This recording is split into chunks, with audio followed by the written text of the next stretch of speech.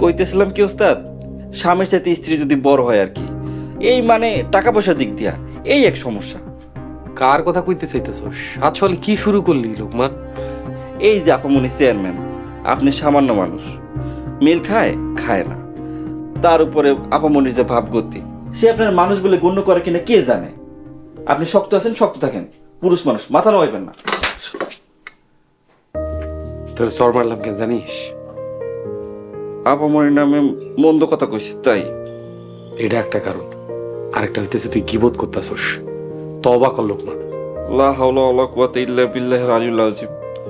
গীবতের মতো পাপ কাজ যেন আমার দ্বারা আর কোনোদিন না হয়। ওস্তাদ, আমারও মাফ করে দিয়েন। আসি, আসসালামু আলাইকুম।